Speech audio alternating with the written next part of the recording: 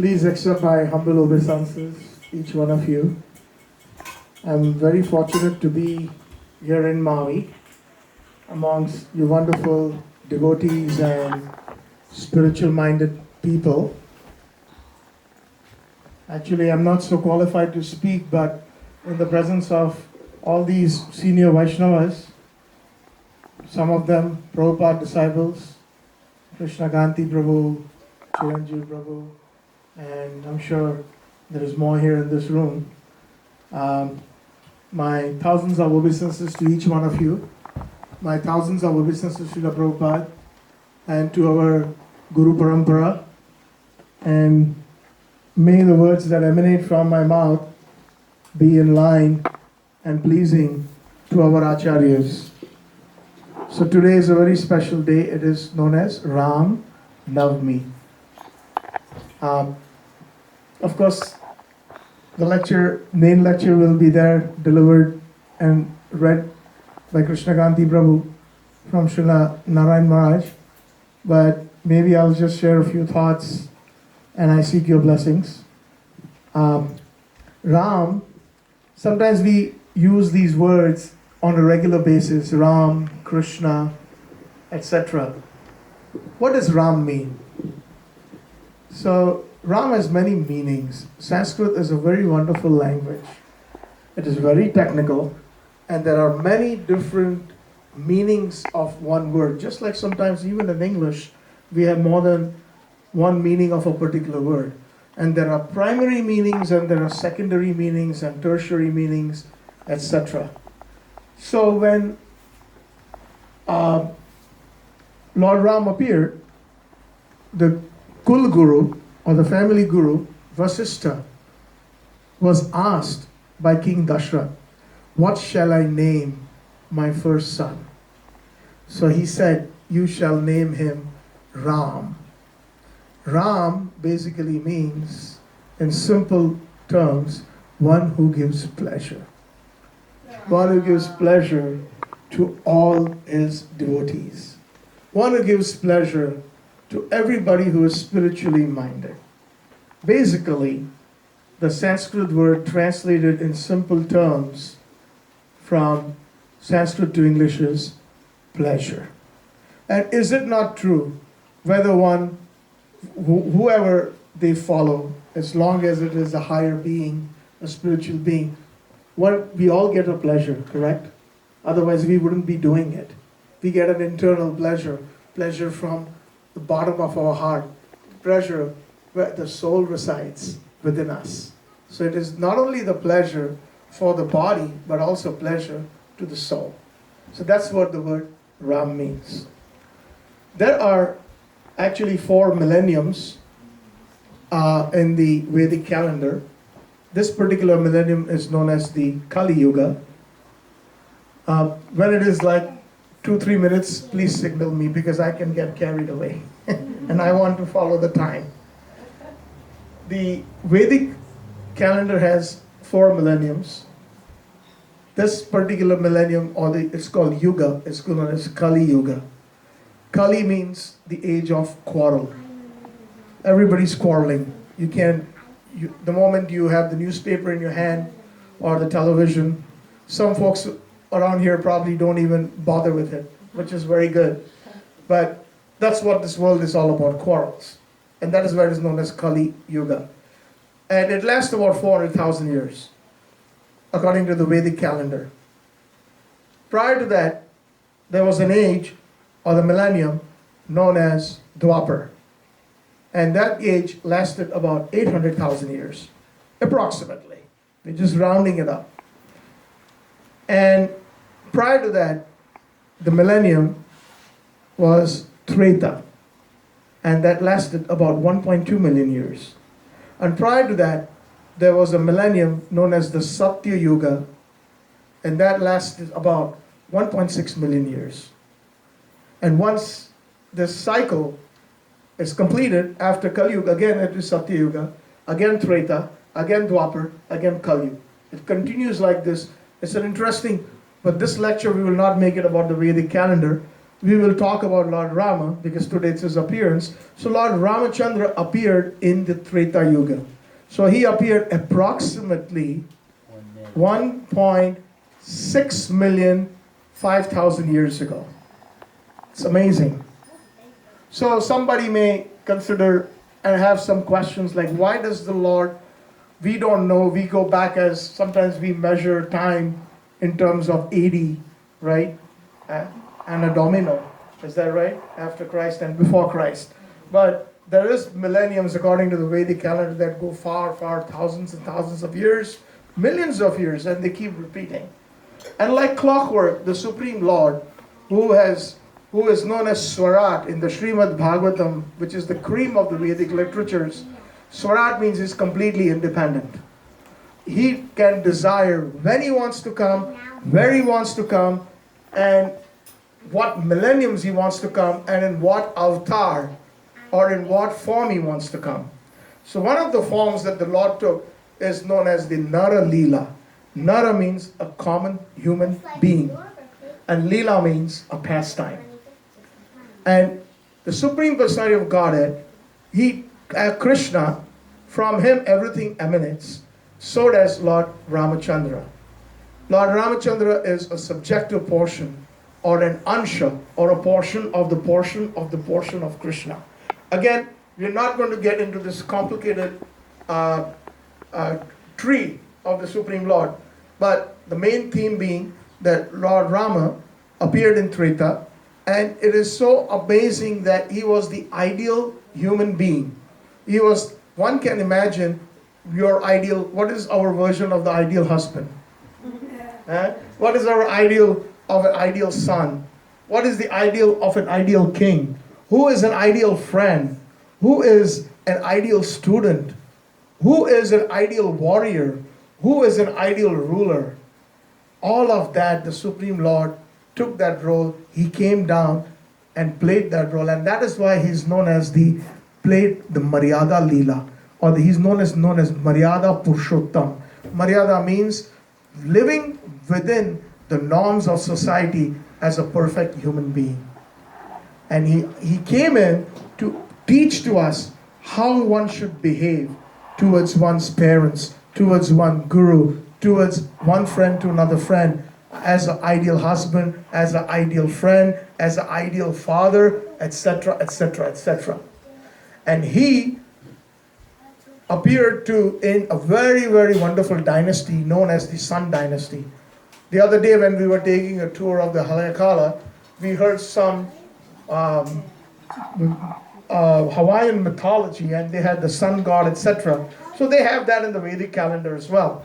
So Lord Ramachandra appeared in the Sun Dynasty. And he appeared in the Sun Dynasty. Actually, the great kings known as, in the Vedic language or Sanskrit, they're known as Raj Rishis. Raj means kings, those who govern the kingdom, and Rishis means they are saintly persons at heart. They are not vicious as the politicians that we find in today's world. And they are so kind that they not only believe in their own spiritual well-being, but they believe in the spiritual well-being of every subject in their kingdom, every living entity in their kingdom. That is why Treta Yuga was known as Ram Rajya. Ram meaning Lord Ramachandra, and Rajya means the kingdom. In those days, nobody locked the doors. Everybody was honest. In those days, nobody was hungry. In those days, everybody was spiritual. In those days, the perfect king, the perfect judge was Lord Ramachandra. So he appeared in a great dynasty of King Khatwanga.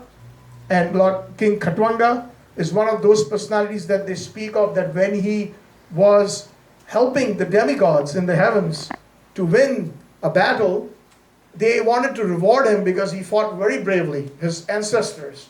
So they said, the King Khatwanga said, no, I don't want any reward. Tell me, because you're demigods, how long will I live?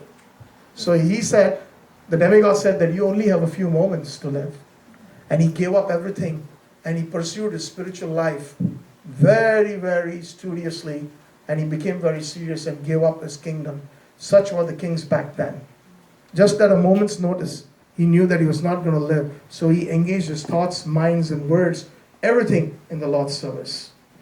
And then King Katganga's son was, in that dynasty came King Raghu, and from Raghu came Aja, and from Aja came Dashrath, and Dashrath's son is Lord Ramachandra. So that is why he's also known as Dashrath Nandan. Just like Krishna is also known as Yashoda Nandan. He's also known as Nanda Nandan. So he's known as Dashrath Nandan. And actually, the King Dashrath had about 1,000 wives. It's interesting. Back in those days, the kings had thousands of wives. Yes. And they were able to keep them nicely. Today it's even hard to keep one. Or to maintain a family. But he did not have any children. So he asked his guru, what should I do? So out of that, to make a long leela or a pastime short, they did a Putra Kamishti Yagya. Putra Kamishti Yagya is a spiritual sacrifice where they invoke the blessings of the demigods and the Supreme Lord so that one can get a good child. And they went to Sage Shringi. Sage Shringi blessed them, and he, from those days in the Treta, the Yuga Dharma means the spiritual method was Tretayam Makhai. People used to regularly perform fire sacrifices. They were perfect Brahmins who pronounced Sanskrit so nicely. They were so pure that when they did a wonderful job, the demigods used to actually come out of the fire and accept their offerings. Today it's not possible. You cannot find such personalities who are pure in nature, nor can you find in a fire sacrifice that you'll find a demigod come and accept your offering. So in Treta, they did that, and eventually a demigod came out and gave King Dashrath a bowl of sweet rice. It is known as payas. And from that bowl of sweet rice, he said, give it to your 3 best queens that you love the most, and you will get children.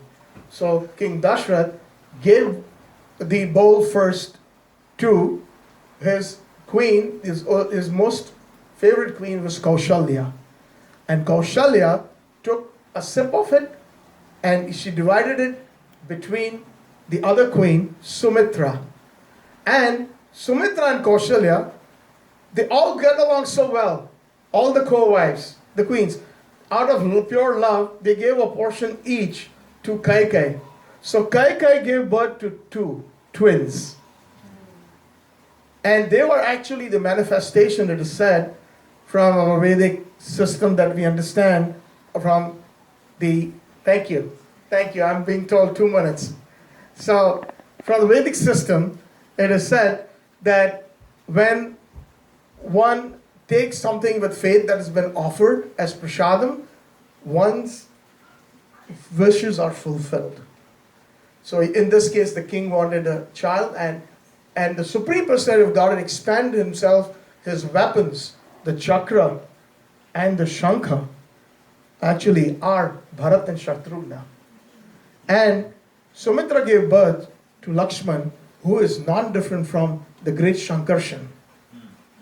And, of course, Krishna, the Supreme Personality of Godhead, he appeared through his agency, Lord Vishnu, as Lord Ramachandra in the womb of Kaushalya. So, this is his appearance. Speak some more? Okay. Thank you. All glories to Guru Aranga. So, they appeared, and at that time, of course, they were given the names, the 4 brothers. Ram means one who gives pleasure. Lakshman, the younger brother of Ram, he means, Laksha means aim, and Mana means whose mind is always aimed at one thing, is devotional service to Lord Ram. Laksha, Mana. Shatrughna and Bharat, they were 2 twins. Shatrughna means one who could kill all his enemies very easily. Shatru means enemies and Ghna means to kill. And Bharat is a famous name derived from the great king, King Bharat, from whose name actually India is a misnomer. There's no such word as India.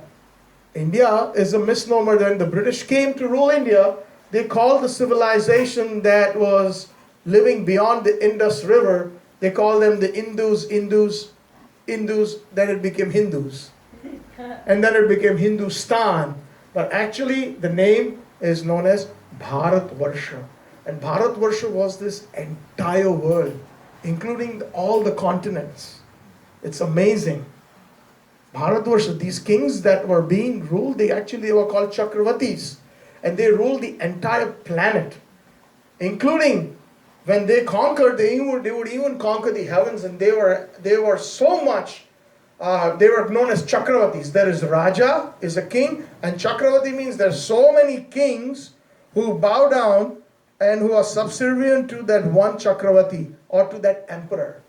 So Lord Ramachandra appeared in this great dynasty of emperors, and they were very famous as Raj Rishis. So, a very nice, sometimes those who have studied Ramayana, what does the word Ramayana mean? I'm just going into some basic information here. Nothing very detailed or nothing very...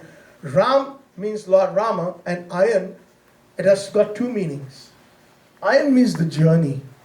One meaning is, the journey of Lord Ramachandra is known as Ramayana. The epic where everything about Lord Rama is there. That book is known as Ramayana. And also Ramayana means one who takes shelter of the book Ramayana. Ayan means to take shelter, like the word Narayan. Nara means entities, and Ayan means one who takes shelter of the Supreme Lord. That is why one of the names of the Supreme Lord is known as Narayan.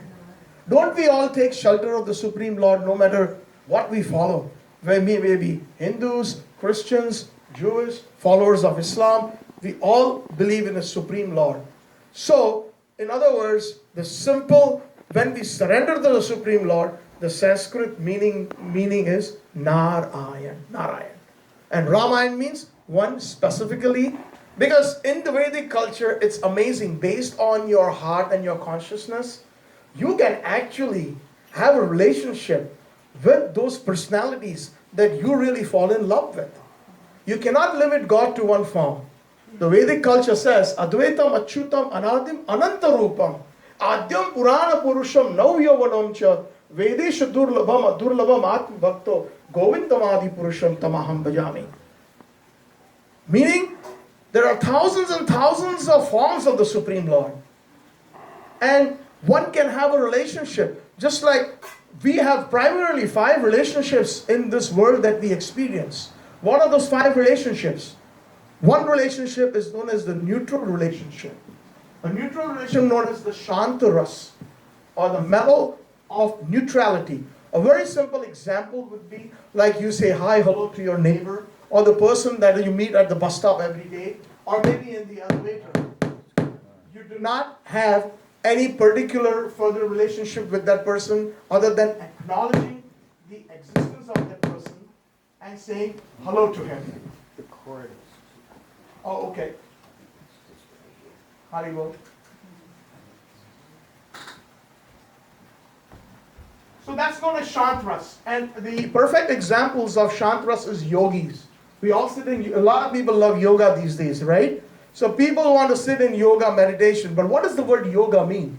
Yoga in Sanskrit means to connect. But to connect to where? To connect to the Supreme Lord. It is just not some gymnastic exercise. Unfortunately, because it has become such a materialistic thing today, people make it a yogic exercise. You feel good about the body. Yes, it's good for the body. But actually it is meant for the soul, for the real person within us. That is what yoga means, to connect to the Supreme Lord. If we do not connect to the Supreme Lord, then it is simply a gymnastic exercise, just like going to the gym and keeping yourself fit, which is okay, but you're not this body. Based on our Vedic culture clearly says the primary lesson Srila Prabhupada had in spiritual sciences that you must know that you're not this body. You are a spirit soul. That's the primary lesson. And if we do not have that information or that knowledge, then we are missing the boat somewhere. So coming back to our subject, on Lord Rama, yes? Wait, you said there's 5? Yes, the five relationships. So one is the neutral relationship. The second relationship that we all experience is the dasya ras. Dasya ras meaning the relationship that we have as a servant or servitude.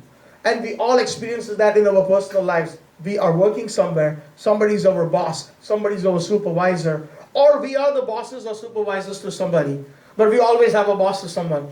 And even if whether you're a businessman or someone, your customers are your boss. You see those plaques in the stores, right? The customers are my boss. Customers are always right. At home, the wife is the boss, right? So you always are subservient, regardless. That's one relationship. The third relationship is fraternity, friendship. We all have friends, don't we? Most of us, we have friends. The fourth relationship is the relationship of parental love. We have our parents, father, mother. We have our aunties, uncles, etc., grandparents. So that's the relationship that we have. And the fifth relationship that we have, or the fifth rasa, is known as the madhurya rasa, and the previous rasa was known as vatsalya rasa. Sorry, I did not say that in Sanskrit. The rasa, or the mellow of parenthood. And the next one being the one, there we have a relationship with a paramour, or your wife or a husband. Two persons who love each other. That is known as the madhurya rasa. Now all these relationships exist in the spiritual world. That is why they exist here. It is said in the Vedic scriptures that this material world is a perverted reflection of the spiritual sky. There is kaya and there is chaya. Kaya means the actual body. For example, if this is my hand, the real object, then there is a shadow. If the object is not there, there will be no shadow. So this material world is nothing but a shadow of the spiritual world. And because these relations, and it is also said in the Bible, man is made in the image of God. Is it not true? So everything emanates from the Supreme Lord, and the perfect personality, Sri Ram, was that person who came to teach us how to be a good human being. And his particular rasa was mainly dasya rasa, where he gave the opportunity for us to serve him as master and we as his servants. So these are the relationships. So if you want to have a relationship with the good Lord, the Vedic scriptures and the Vedic understanding is so amazing that you can love the Lord as your master, which most faiths follow. Like many faiths say, God is great, yes. But Prabhupada used to say, God is great, but you don't know how great He is. So His greatness is that He can, because of your consciousness, if you want Him as your master, then here you have Lord Rama. You can appreciate Him as a perfect master. Hanuman was the most ideal personality in the Dasya Ras. And as a matter of fact, for those who are Rasic devotees, it is said that Hanuman is Gopeshwar Mahadev. When Lord Ramachandra decided to come, when Krishna came, Radha came as Sita, and Gopeshwar Mahadev came as Hanuman. And if you want the Lord to be your friend, yes, you can be the Lord's best friend. You can play with Him just like these children are playing. That option is there. That's what your consciousness is. You can. You want your Lord to be, you want to be a parent figure for the Lord, you can be that so. The Lord is so kind that He can manifest that consciousness within you. And He can give you the knowledge and that association where you can actually treat Him as your baby. Where Mother Yashoda, when she takes a stick and shows it to Krishna, Krishna starts crying. The Supreme Personality of Godhead is scared of His mother. When Nanda Baba, his father, says, "My dear Krishna, can you bring my sandals?" And he, like a young baby boy, will bring his sandals and put it on his head and bring it. That is how it is. If you are a good friend of Krishna, just like friends help friends Friend in need is a friend indeed. Friends will drive you. Krishna played as a driver for Arjun in the Gita, in the Mahabharata. So that is the relationship. So Lord Ramachandra is the most ideal master. And if you want to be the ideal servant, and if that is what you really want, you will never ever find a reciprocation that you will receive from any kind of avatar of the Supreme Lord, such as Lord Rama, the ideal master. But Lord Krishna, who is the source of everything, is capable of giving you all of these rasas or these mellows depending on what you want. You want to be a yogi, and when you perfect yourself as a yogi, then you will be able to see him in your heart, and you will be able to see him in everybody's heart. But there is no such interaction, just like you say hi, hello to a neighbor on the street.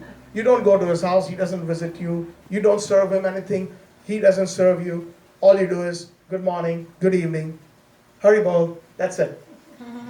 So if that's what your intense desire is, then Krishna can arrange that, etc.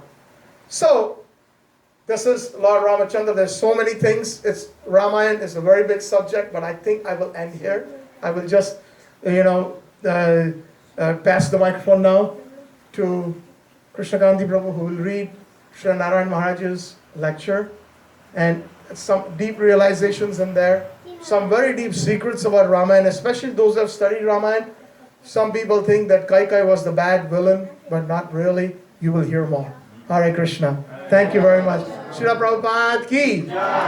Well, everybody loudly. Sita Ram Lakshman Hanuman ji ki. Shri Ram Navmi celebration ki. Bolo Jai Jai Shri Ram. Hari Bol. Thank you very much. All glories to Srila Prabhupada, all glories to all the Vaishnavas, all glories to each one of you for coming here and being a part of this. Hare Krishna. Thank you. Hari Bol.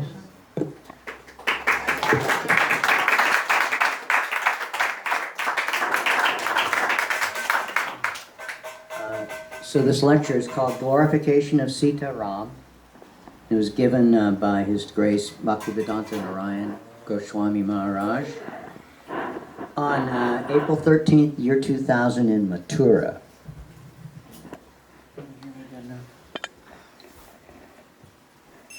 So,